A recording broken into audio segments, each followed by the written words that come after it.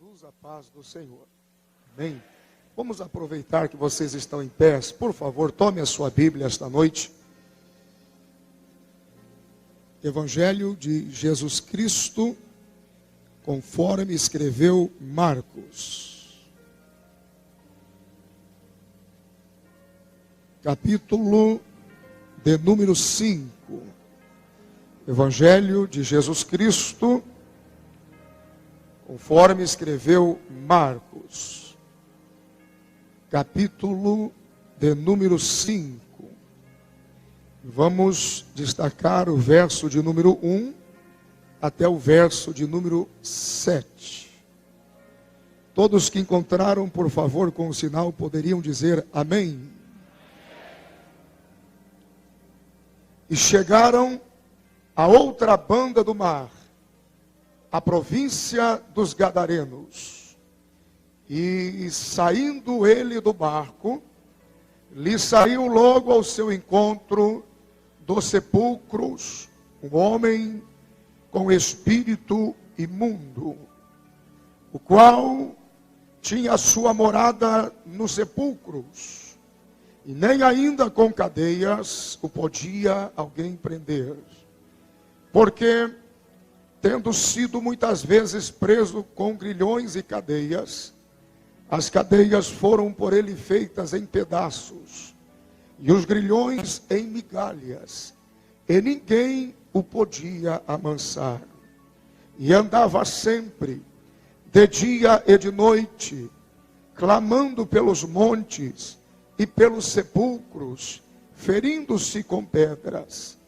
E quando viu Jesus, aleluia, ao longe, correu e o adorou. E clamando com grande voz, disse: que tenho eu contigo, Jesus, Filho do Deus Altíssimo? Conjuro-te por Deus, que não me atormentes. Amém. Convido a todos que estejam assentados, por favor. Muito obrigado.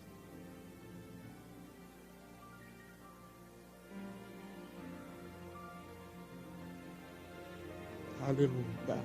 Queridos, eu estou muito feliz em poder retornar a este congresso. Gideões Missionários em Camboriú tem mudado e transformado a vida de muita gente, inclusive a minha. E sempre que passo a estar com os irmãos, eu tributo a Deus a minha mais sincera e eterna gratidão. Eu quero pedir a atenção daqueles que desejam ouvir uma palavra bíblica e revelada, que estejam atentos aqui ao altar, por favor. Sabe, a vida, queridos, ela é um conjunto de valores, ela é um conjunto de verdades que se fortalece nas mais variadas formas da atmosfera da nossa existência. E aqueles que estão aqui para ouvir uma palavra de, quem sabe, começo, início, a vida ela te cerca de competição que vai exigir muita perseverança. Ela te cerca de alguns privilégios que você precisa sustentá-los pela fé. A paciência sustentada pela fé vai exigir de você muita compreensão quando você não conseguir entender nada que está diante de você. E como já pregou o pastor João Porto, é uma esperança contra a desesperança. A gente vai sobrevivendo, né?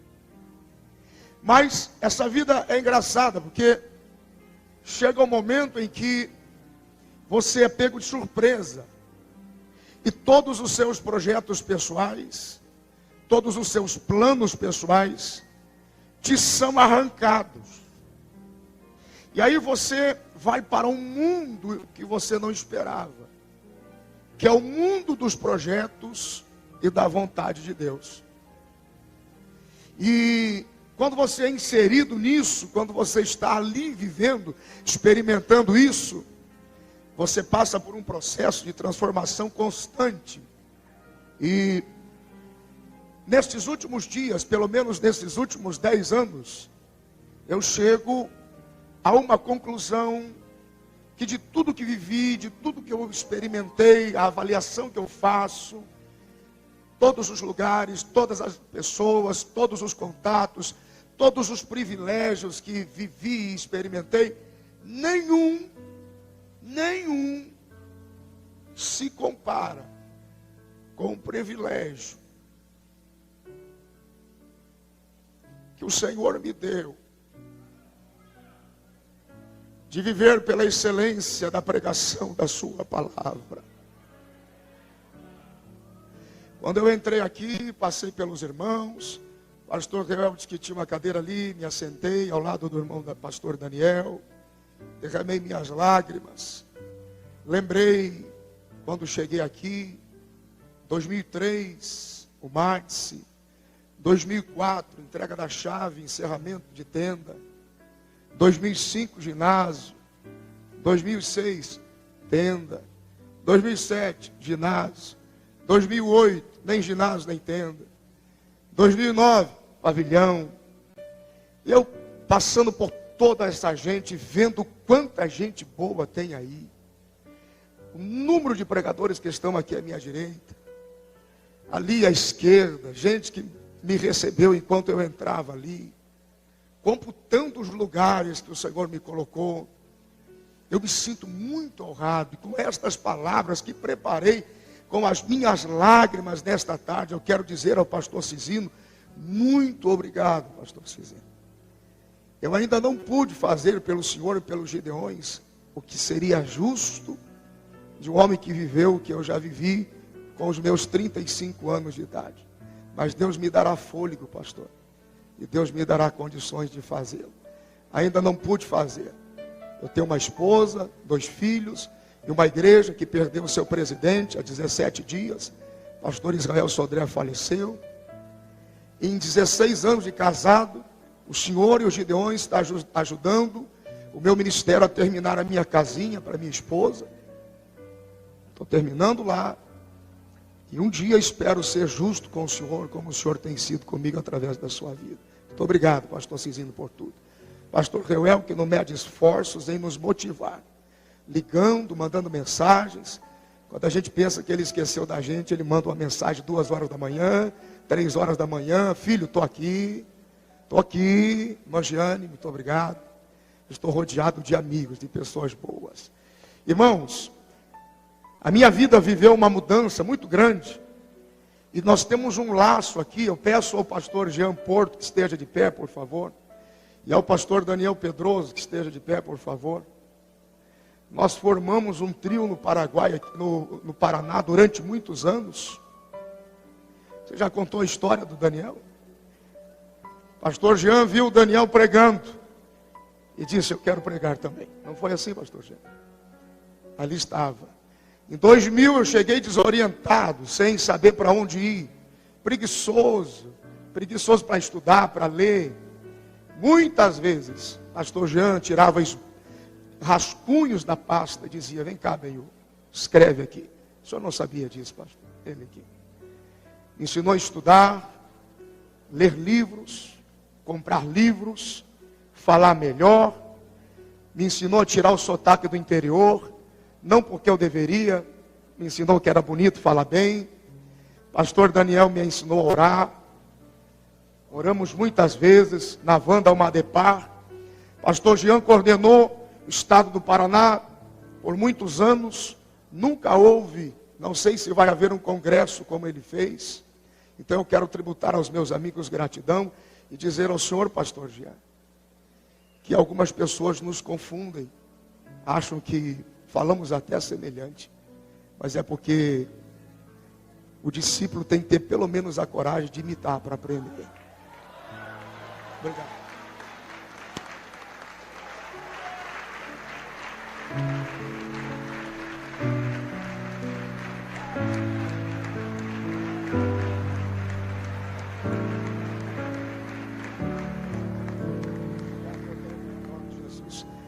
Agora eu posso pregar em paz. Segunda observação importante, ou terceira que eu preciso fazer. Todo pregador é muito sistemático no sentido de ouvir uma mensagem. Sempre que a gente está ouvindo uma mensagem, a gente vai aplicando diferente. Poxa, eu aplicaria diferente, eu falaria diferente. Então tem duas pessoas ainda aqui que me surpreenderam muito. Pastor Wagner. Deus lhe usou como nunca ontem, pastor Wagner. E muita gente até não entendeu a veracidade. Mas é porque essa mensagem não estava só aqui. Ela foi além, a internet a levou mais do que podíamos imaginar. Muito obrigado por o senhor estar aqui. Deus vai lhe honrar pelas 22 horas de viagem. Muito obrigado. Tem coisas que a gente questiona. Você lê um texto e você diz, bom, a aplicação não é bem assim, mas tudo bem. E para convencer um pregador leva tempo. E há pelo menos há mais de 10 anos que eu não ouço uma mensagem que eu pudesse dizer assim, mudou minha vida, a minha forma de pensar, e a cada passo que eu dou, eu reflito sobre o que eu ouvi através do pastor Yosef Akifa. O senhor teria que pregar aqui pelo menos umas 5 mensagens nesse congresso. Um período não é suficiente para ouvir o irmão. Eu ouvi uma mensagem deste homem sobre o tribunal de Abraão, que eu nunca mais vou me esquecer. Eu quero dizer muito obrigado por estar aqui. E eu sei que o senhor veio para compartilhar e celebrar comigo esta noite. Que Deus lhe abençoe, pastor Yosef. Pastor Cisino, esse homem tinha que pregar pelo menos 5 mensagens nesse congresso. 5, 6 mensagens nesse congresso, pelo menos. Pastor Marcos Aurélio, todo tempo ama um amigo, mas na angústia a gente conhece um irmão. Que Deus te abençoe. E para encerrar, porque eu estou entre amigos, aqui é uma família, para quem está aqui há 6 anos, eu posso falar pelo menos 1 minuto a mais. Pelo menos 1 minuto a mais. Eu gostaria muito que estivesse comigo no final desta mensagem. Pastor Alexandre Bernardino, e o pastor Marcelo Dias e Fabiana, que foi o primeiro que eu liguei, depois que o pastor Reuel me ligou, eu liguei para eles dizendo, amigos, venham me ajudar. E eles chegaram por isso. Amém. Levante o rosto e ouça esta palavra. Queridos, o texto que nós lemos é um texto conhecido de todos nós. E é uma história que fala de Jesus e do seu extraordinário ministério. Quando nós abrimos a Bíblia, mesmo que você não tenha, se tiver é bom, mas ainda, conquanto que você não tenha na sua casa uma enciclopédia muito rica, ainda que você não tenha livros de comentários, observações e justificativas teológicas, mesmo que você não tenha compêndios e uma estrutura de pesquisa interessante, tudo bem, ok, se puder, é bom, excelente, para o pregador, melhor ainda. Agora, vamos supor que você não tem, você só tem a Bíblia, você abriu a Bíblia, você lê um texto, e quando você ler alguma coisa na Bíblia, ela já tem que lhe dar uma informação. Mesmo que você não saiba o espaço de tempo, geográfico, histórico, pano de fundo, mesmo que você não tenha dentro da hermenêutica, mesmo que você não aponte e não consiga perceber a sugestão exegética, não tem problema. Você lê o texto, ele já tem que lhe dar uma informação. Até porque, quando nós teologizamos demais as coisas, nós nos tornamos, parece que um tanto violentos, no sentido de subestimarmos a inteligência do povo. E isso eu não sei até que ponto é interessante. Porque a teologia, ela nos ensina a falar coisas simples para as pessoas. Não? Agora, pelo menos alguns anos atrás, as coisas eram muito práticas e fáceis. Quando a gente dizia assim, por exemplo, meus irmãos, Deus está aqui. Bom, já era uma festa na igreja. Já era o suficiente. Em alguns lugares parece que não basta você dizer Deus está aqui.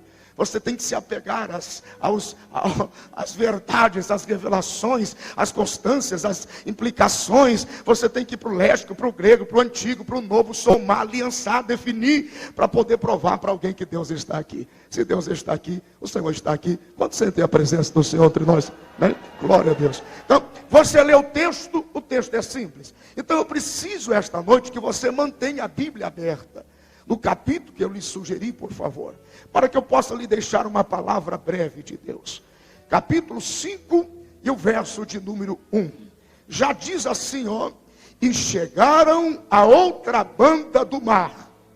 a província dos Gadarenos e chegaram a outra banda do mar. Levante o rosto. Bom, quando você encontra o ministério de Jesus, ele acontece em torno do mar da Galileia, ali em Genezaré. Ele não sai dali, ele cerca ali, ele circula ali, ele acontece ali. Constantemente você encontra Jesus em movimento, e você o vê assim, e partiu, e voltou, e chegou, e foi, e esteve, e chegou outra vez, e foi para a banda, e depois para a outra banda. Então nós aplicaríamos este ponto simples: o evangelho tem o poder, e tem a atividade intensa de estar em muitos lugares ao mesmo tempo. Este é o poder do evangelho, ou seja, essa flexibilidade, essa facilidade de fazê-lo acontecer em muitas direções. É isso que pastor Cisino faz, através da obra missionária, faz o evangelho acontecer em todos os cantos, em todas as bandas, em todos os lados. Outra observação que faço: ele com seus discípulos vão para outra banda.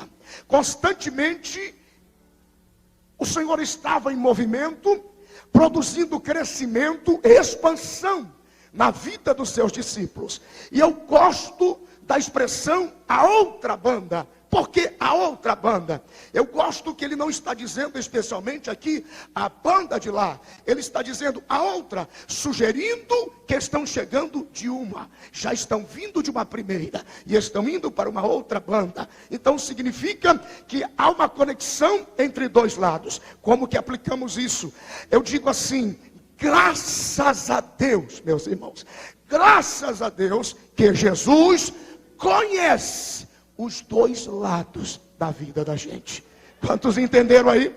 Mais alguém entendeu? Diga para o irmão que está ao seu lado, diga: querido irmão, diga assim: ufa, graças a Deus que Jesus conhece os dois lados da vida da gente.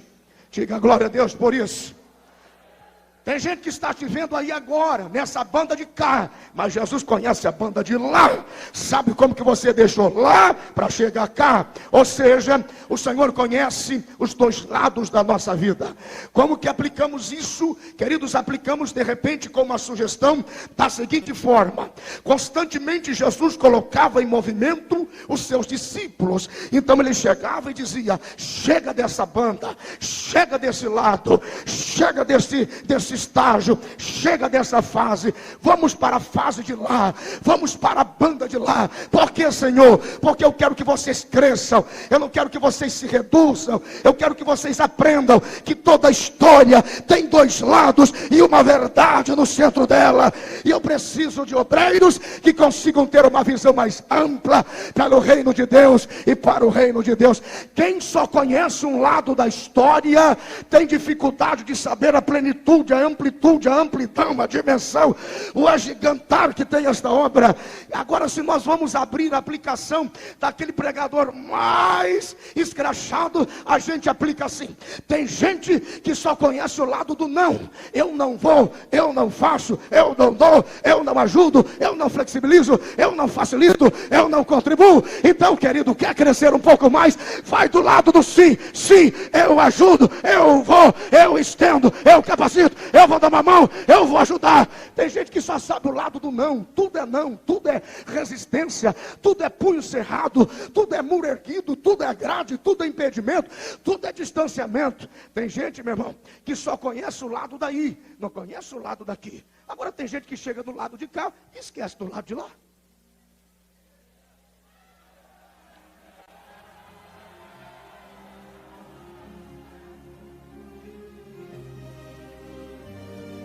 Só pode estar do lado de cá quem já pregou do lado de lá. E quem já pregou do lado de lá, sabe estar do lado de cá.